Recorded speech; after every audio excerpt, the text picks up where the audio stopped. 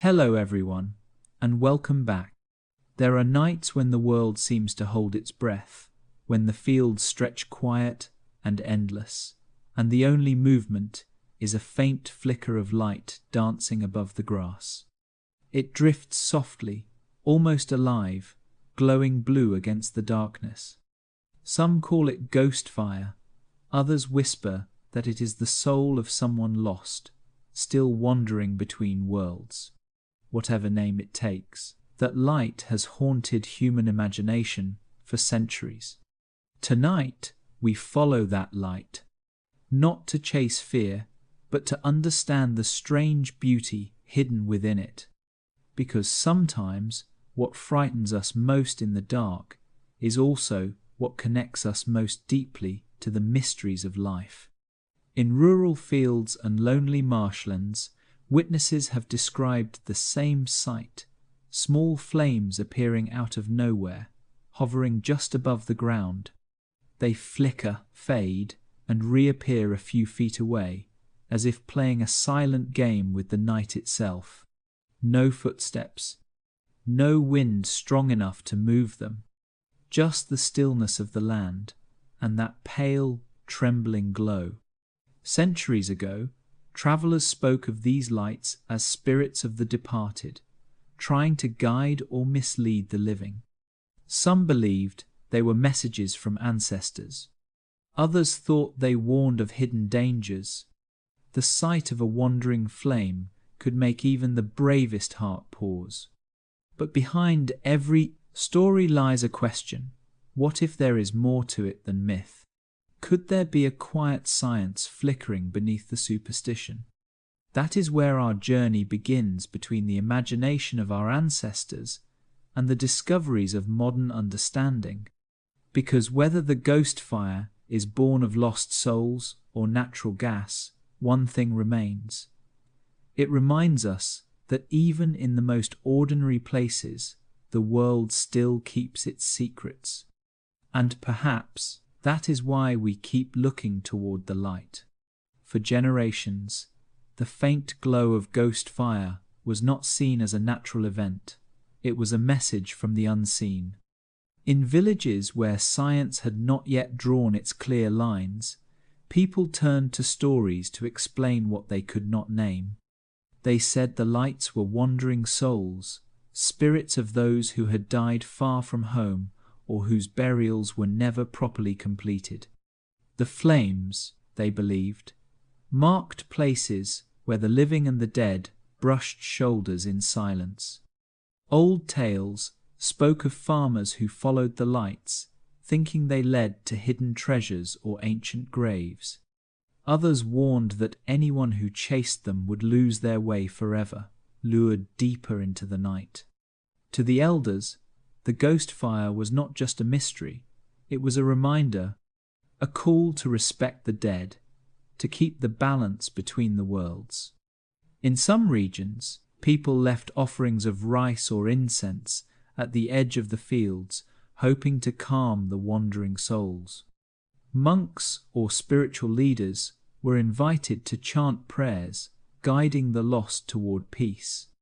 For them, each flicker of light was not random, it carried intention, memory, and emotion. Even today, in places where modern lights have replaced the darkness, those stories remain. There is something deeply human about the way we give meaning to what glows in the night. Maybe it is a way of keeping company with the unknown. Maybe it is how we make peace with the thought that death does not always mean disappearance. To the skeptic, these tales might sound like superstition. But to those who've seen the flicker in a silent field, it can feel personal, almost intimate. Whether it is a lost soul or a spark of gas, that light has always found a way to speak to us. And maybe that is why, even now, when the night grows still and a dim blue glow appears beyond the crops, people still stop, stare, and whisper a quiet prayer just in case. When science finally stepped into the story, the mystery of the ghost fire did not vanish. it simply changed shape. Researchers began to look closely at the places where the lights appeared: marshes, rice paddies, cemeteries, and old battlefields. These were not random. They were landscapes rich with one quiet ingredient: decay. Underneath the soil, plants and animals break down slowly without oxygen. That process releases gases like methane and phosphine. When these gases escape into the air and mix with oxygen, a tiny spark, sometimes from static electricity, sometimes from a passing insect or the friction of dust, can set them alight. The result is a soft, bluish flame that seems to float in mid-air. It is a quiet kind of fire. It does not burn hot like a candle or torch. It hovers, flickers, and fades. To the human eye in darkness, it feels almost alive, moving unpredictably, glowing just long enough to make you question what you have seen. No wonder ancient travelers thought they were being followed by spirits. Scientists call this phenomenon WillOTheWisp, or ignis fatuus, Latin for foolish fire. It has been observed across continents, from English marshes to the rice fields of Asia. In each culture, people gave it a name that carried both fear and reverence. But once the chemistry was understood, the fear began to loosen its grip. Still, even in knowing the science, something about the experience resists explanation. Why does a flicker of gas feel so human? Why does it move us more than any street lamp ever could? Perhaps because the light we see is not just a product of nature, it is a mirror for our imagination. Science may tell us what the fire is, but folklore tells us what it means.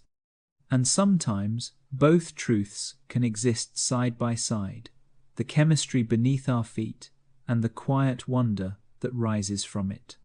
To understand the ghost fire fully, we have to look closer beneath the soil, inside the chemistry of decay.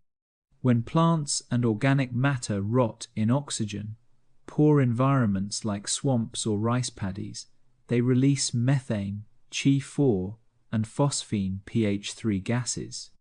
Both are colorless and invisible to the human eye, but in the still air of a humid night, they begin to gather, waiting for a small disturbance. Phosphine is unstable. It oxidizes quickly when it meets oxygen, and in doing so, it can ignite spontaneously even without an open flame. That ignition, in turn, sets nearby methane on fire.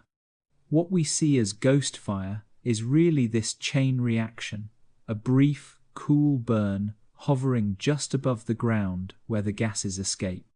The flame does not roar or spread. It shimmers. Its temperature is too low to cause damage, but enough to produce that haunting blue glow. It flickers for a few seconds, sometimes a minute, then disappears as quietly as it arrived. There is no smoke, no ash, just the memory of light hanging in the air. In the stillness of night, our eyes play tricks too. Against darkness, a small blue flame can seem to float or move. The slightest wind makes it dance, appearing to lead the watcher onward.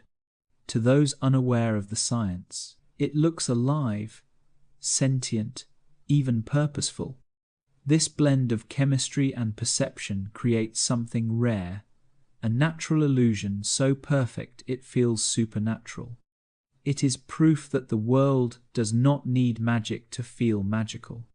Even today, scientists studying atmospheric chemistry use controlled environments to reproduce the phenomenon. They can spark small ignitions of methane and phosphine in lab conditions that look exactly like the wandering lights described in folklore. Yet, even in a laboratory, that blue shimmer feels strangely emotional, fragile, transient, beautiful.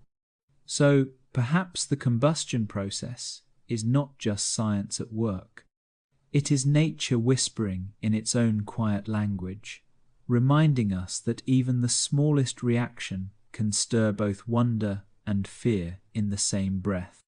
If you ask where ghost fires appear, people will point to the quiet edges of the world, the places where life and decay live side by side. Swamps, rice paddies, marshlands, and old burial grounds seem to hold them like secrets. In these places, the earth breathes differently. Beneath the surface, water locks away air, trapping the remains of plants and animals until they break down slowly, releasing the gases that feed the flame. A farmer working late might spot a glimmer rising from his field, a light that seems to hover just above the wet soil. A traveller crossing a foggy path could see a faint blue glow in the reeds, moving as if alive. To those who've witnessed it, the scene is unforgettable. Still air, soft light, and the eerie silence of nature watching itself burn for a moment.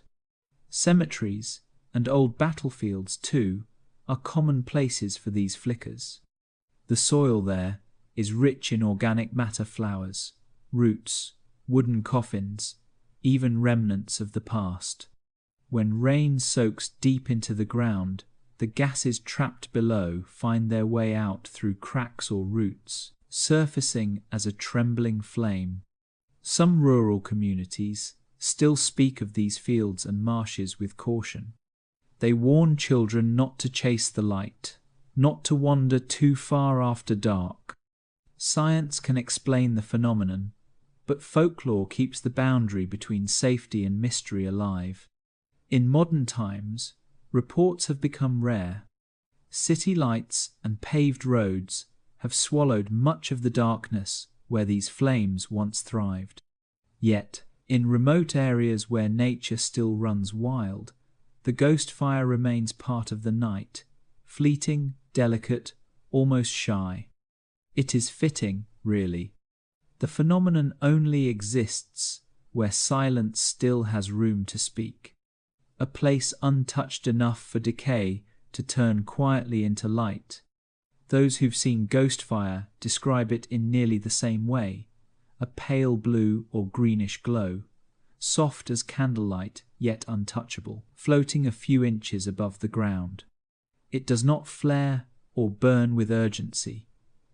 It wavers gently, as if breathing. At times, it seems to drift toward you, then fade back, its edges blurring with the mist. Watching it, you can't help but feel it is aware of being seen. Unlike the sharp, defined flame of a torch or match, ghost fire feels loose, fluid. It moves as though the air itself were alive, shaping it moment by moment. Some lights travel in pairs, others multiply across a field like a slow-moving constellation. And then, without warning, they vanish, no smoke, no spark, just gone. The behavior adds to the illusion. Because the flames hover low, near the ground, even the faintest breeze makes them sway or walk. In a night fog, the moisture scatters the light, making one small flame appear like many. Our eyes, straining to find patterns in the dark, fill in the gaps, turning a random flicker into a presence. Sometimes they seem to follow travelers, keeping a slow distance as if curious. In truth, it is just the movement of air and perspective, but to the mind alone in darkness, that logic does not matter. The experience feels personal, almost intimate. There is something cinematic about it too. Imagine a wide, empty field after rain, the horizon swallowed in fog, and out there just one trembling point of blue light, steady in its stillness. It is haunting not because it threatens, but because it refuses to explain itself. The flames never last long, a few seconds, a minute at most. Yet their impression lingers, half wonder, half unease. They remind us how even a small, quiet event can turn the familiar world into something unknowable. Long before science offered its explanations, ghost fire lived deeply in human culture as a warning, a guide, and sometimes a comfort. In Europe, people called it WillO'theWisp, a spirit said to carry a lantern, leading travelers astray into bogs and marshes.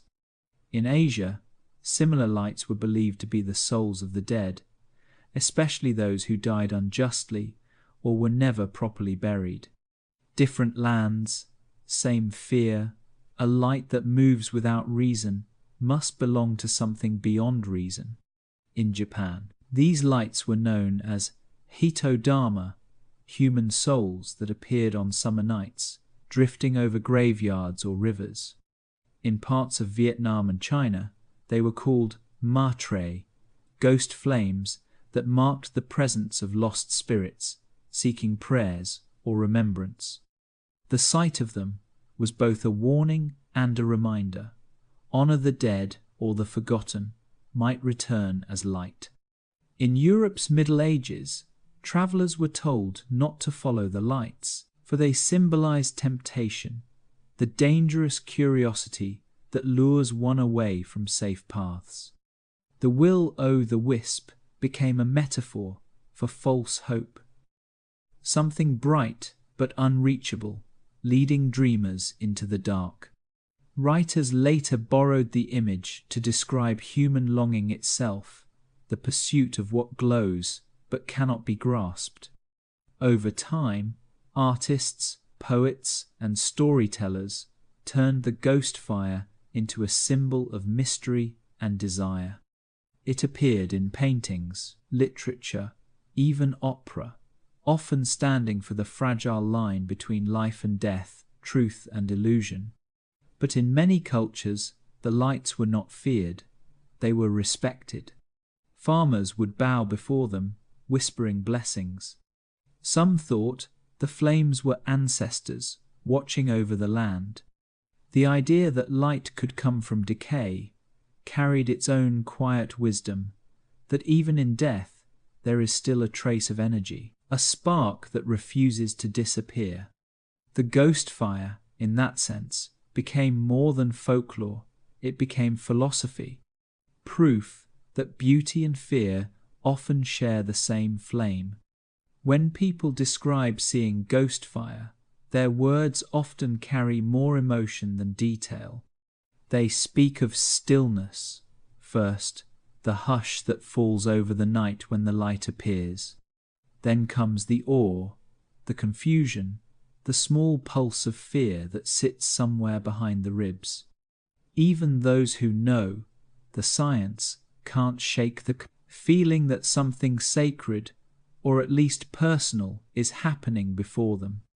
For many, the experience feels like being seen. The flame hovers quietly, not close enough to touch, yet not distant enough to ignore. It flickers in a rhythm that almost feels intentional, like a breath. And because it has no sound, it demands silence in return. You find yourself holding still, waiting for it to move, half hoping it won't. Fear plays its role, of course. The human mind is not built for uncertainty. A light without a source triggers a deep, instinctive unease. It is the same tension that makes us whisper in cemeteries or quicken our pace when walking alone at night. But mixed with the fear is fascination, a pull toward the unknown. The ghost fire captures both at once, the desire to understand and the wish to keep the mystery intact. For older generations, seeing it could be emotional in another way. It might bring memories of stories told by grandparents or of relatives buried nearby. In those moments, the light becomes not just a phenomenon, but a connection between past and present, science and soul. Even now, with all our electric brightness, the sight of a faint blue flame in the dark can still quiet the heart. It reminds us how small we are beside nature, and how easily wonder still finds us. In the end, ghost fire does not frighten because it threatens. It frightens because it feels. It touches something wordless in us, the part that still listens for meaning in the dark. If the ghost fire has endured through time, it is not only because of its mystery, it is because of what it represents. In that small flickering light, people see the fragile balance between life and death. A flame born from decay, glowing softly, where everything else has turned to silence. It is both an ending and a beginning, a brief return of energy before it fades again into the night. The symbolism runs deep. In many cultures, light has always stood for the soul, the spark that separates the living from the lifeless. So when a flame rises from the ground, it feels like proof that something of us remains a shimmer of spirit that refuses to vanish completely. The ghost fire becomes a metaphor for memory, for all the ways the past keeps trying to reach us. There is also humility in it. Nature, without intention, turns loss into beauty. The same process that breaks life down into gas also creates a moment of wonder. It is as though the earth itself whispers, even endings can shine. Writers and philosophers have long borrowed this image to speak of longing, regret, or the persistence of hope. The flame that cannot be held becomes a symbol of desire that can't be fulfilled. The light that appears and vanishes becomes the truth we almost understand, but never fully grasp. And perhaps that is the secret charm of the ghost fire. It exists in between science and faith, night and dawn, presence and absence. It lives in the tension of opposites, reminding us that meaning often hides in the spaces we can't explain.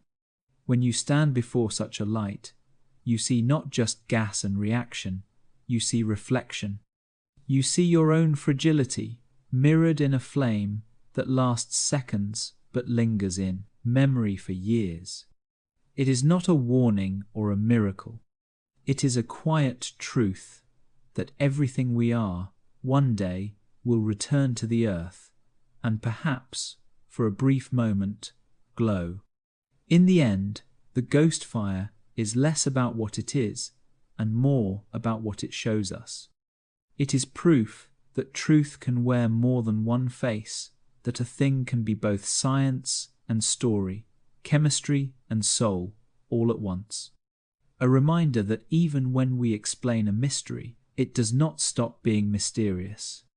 What makes this small flame so captivating is not just the light, it is the space it opens inside us. To see something so fragile, so temporary, and yet so beautiful, is to feel the echo of our own existence. We too burn for a while, then fade. And maybe that is why people have always looked at ghost fire with both fear and tenderness. It is not only the dead they see in it, it is themselves. The phenomenon teaches a quiet kind of perspective. It tells us that wonder does not vanish when reason arrives. Knowing that a flame is born from decaying matter does not make it less poetic. It deepens the poetry.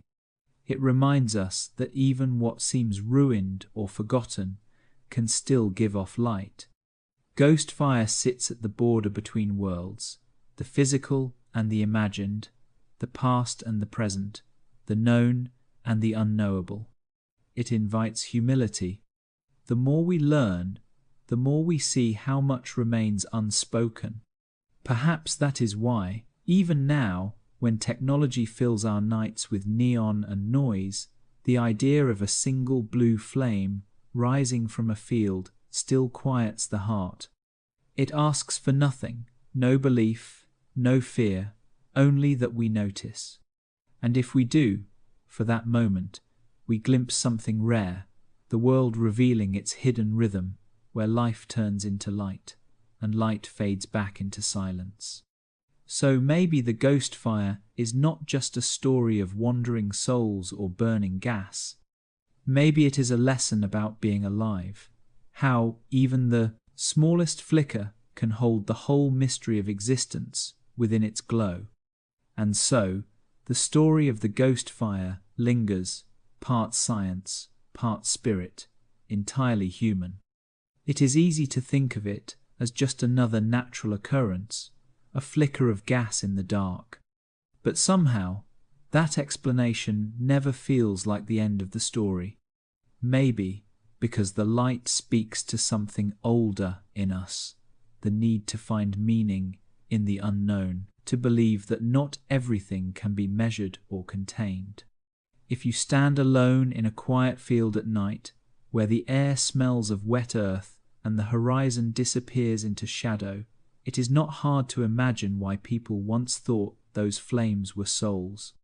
You might see a soft shimmer out there, trembling like breath, and even knowing the chemistry, you would still feel it a kind of reverence that has nothing to do with fear.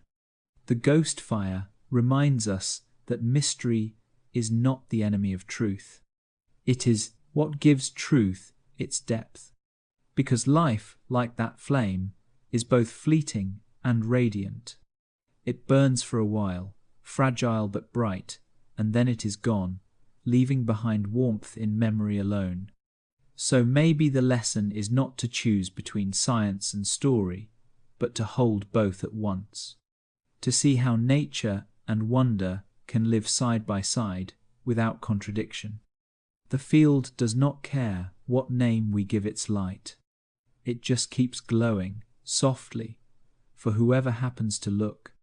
Tonight's story was not about haunting. Not really. It was about how even the smallest spark born from decay, seen in silence, can remind us of how alive we are.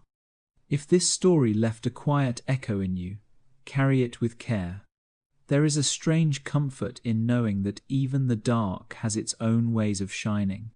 Thank you for listening and for keeping your curiosity open in a world that still has so many secrets left to tell. Until next time, may your nights be gentle and your lights, no matter how faint, never go out.